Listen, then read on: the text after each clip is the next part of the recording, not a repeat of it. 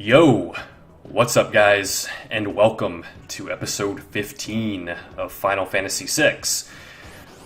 This time around, we're kicking things off with a bit of Veldt grinding, believe it or not. Now, I spent probably an hour on the Veldt the other day, picking up some rages for Gal, and I've condensed it to like 5 minutes of demonstrations here.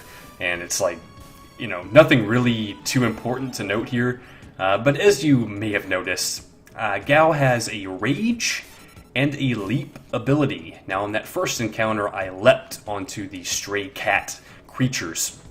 And this is a few fights later, where Gal has now returned, and what's happened here is he has now learned the abilities of that stray cat. And believe it or not, the stray cat actually has one of, if not the most powerful, physical attacks for Gal's Rage set. And here's, me leaping onto this Pterodon here. And I think here in a second I might actually give a demonstration of the abilities. Yeah, here we go. Here's a demo of Gal's capabilities after he's learned to Rage. Holy crap. Okay, well, we can see that Gal is not playing games here.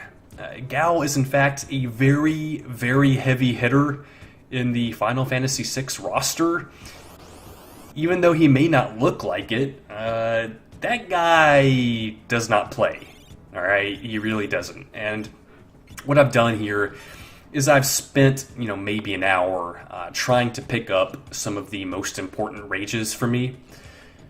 I have played through this game plenty of times where I've literally spent no time out here at all learning even a single rage for Gal, but I've also played through the game where I've spent some time out here and it has been highly beneficial for my health to do so. Gal comes in very handy.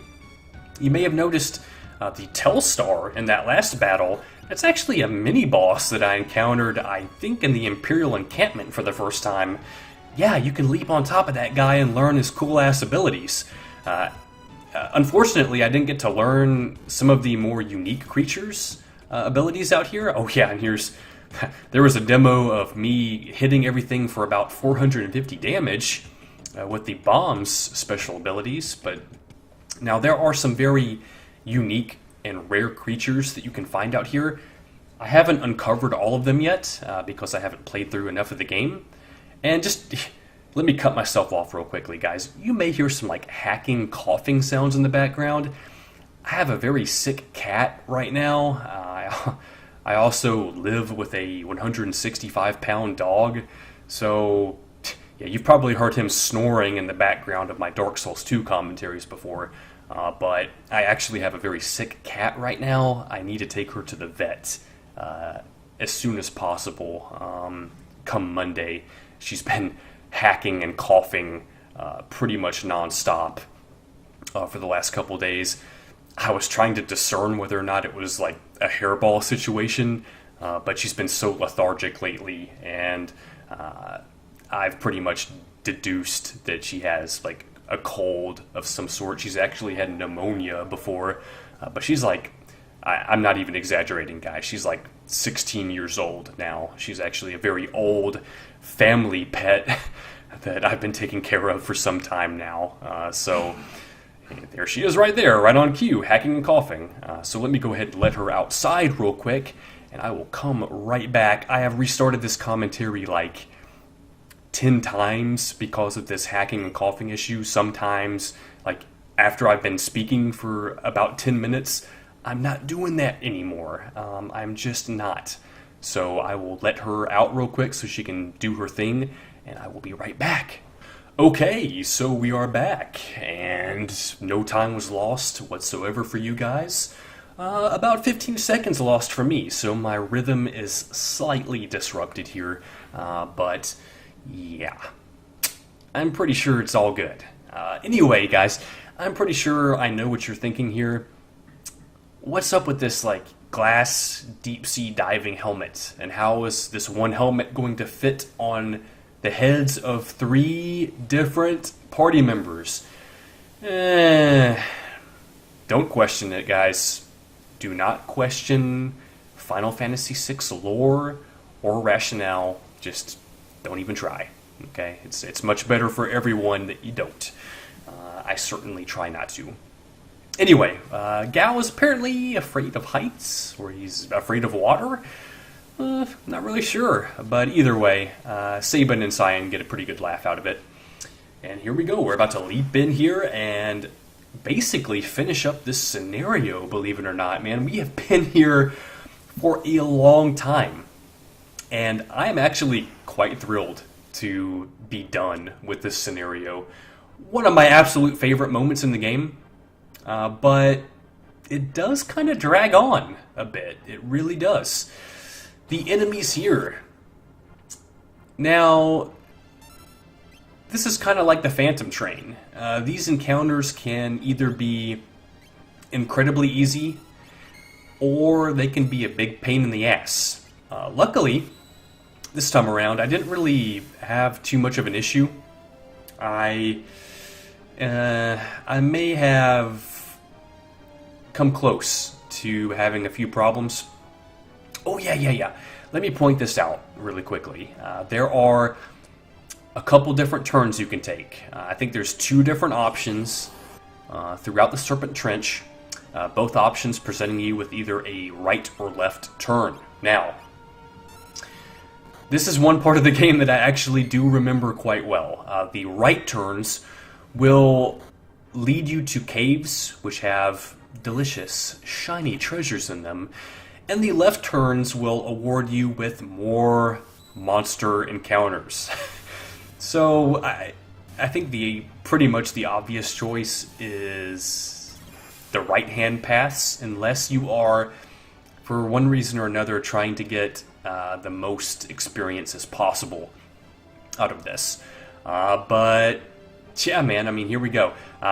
This is the first cave, which awards you a tasty X potion. But once you come out on the other side, you are thrust back into the river again.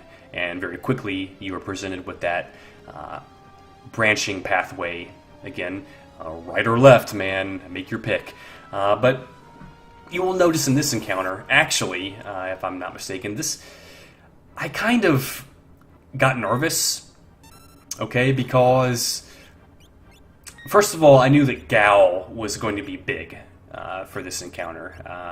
At least I assumed that he was going to be, and that's kind of why I spent all that time on the Veldt, trying to pick up some rages for him.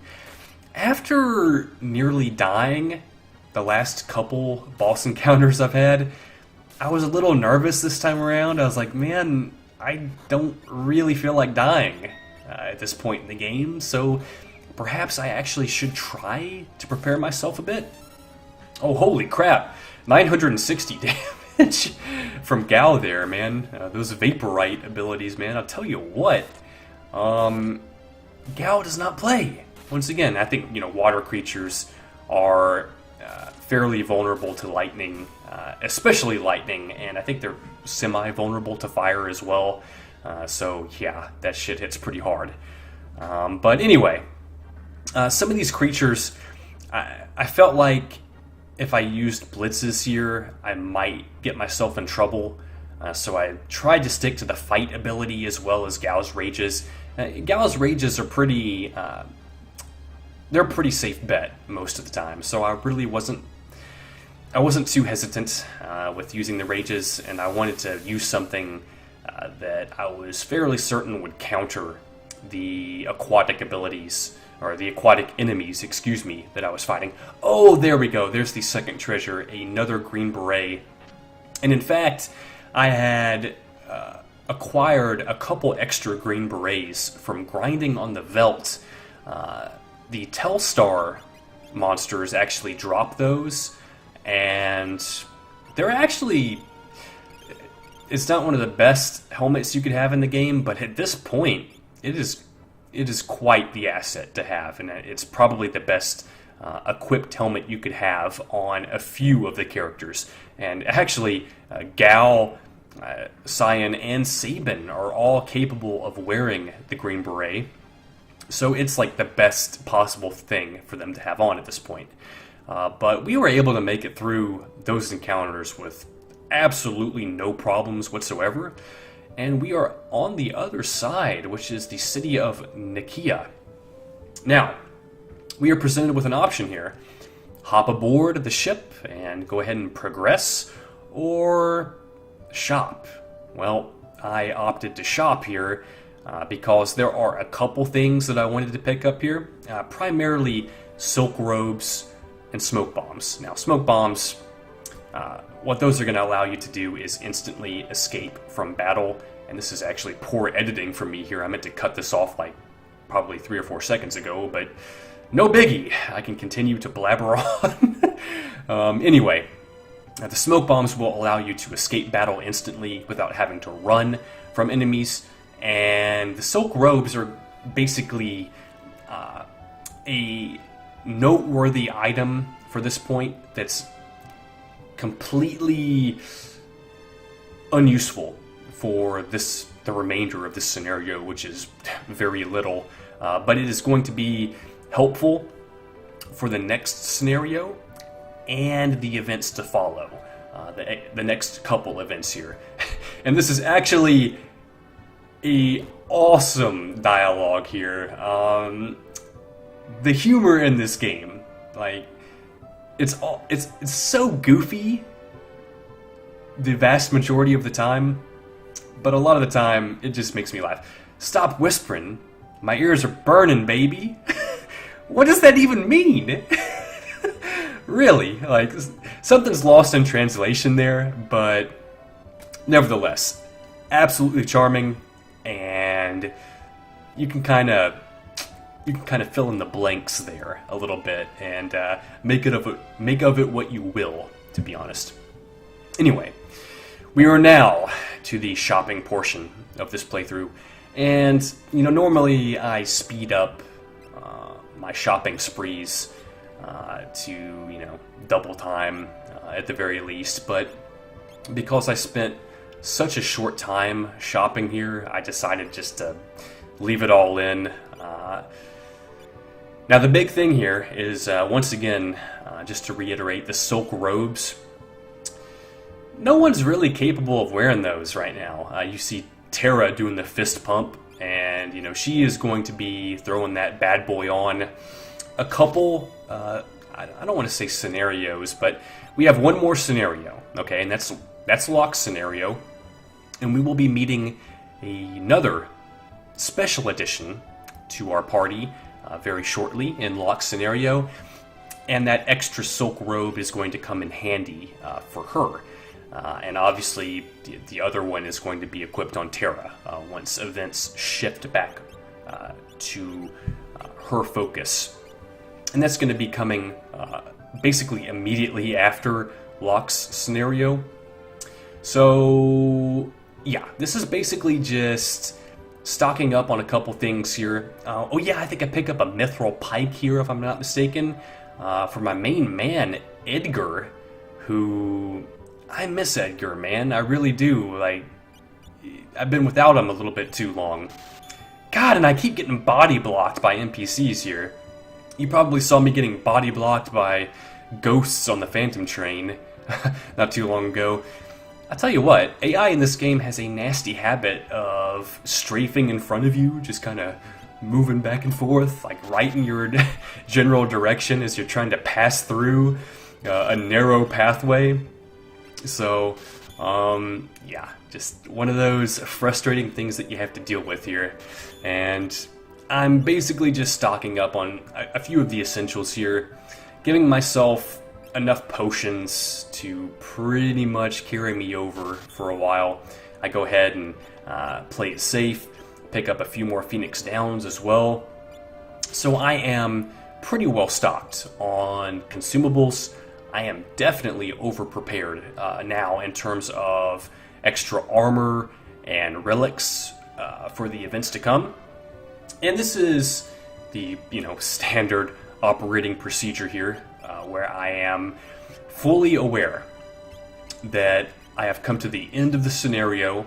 So what I'm doing is I'm removing all the weapons, all the armor, all of the relics from my party members, before I move on. And now this is me sort of bumbling through the menu here. I have recently switched over to my PS3 controller instead of the keyboard. So I'm kind of like messing around with the button configuration here. Like, dude, how do I cycle through my party members? And this is something that really sticks in my craw here. As soon as I unequipped the relics for Cyan, it just like automatically optimized his equipment there. Swear to God, I didn't even press a single button there, and it was like, oh, let me just optimize your equipment for you here. And I'm thinking like, no, I just took off all that gear. Are you serious? But anyway, we are now hopping aboard this sturdy sea vessel here, and I believe we're en route now to Narsh, if I'm not mistaken. So, guys, this is officially the end of Sabin's scenario, and when we come back for the next episode, we will be beginning Locke's scenario, which is a treat in so many different ways. I am really looking forward to it. I hope you guys enjoyed the episode as per usual, and I will see you on the next one.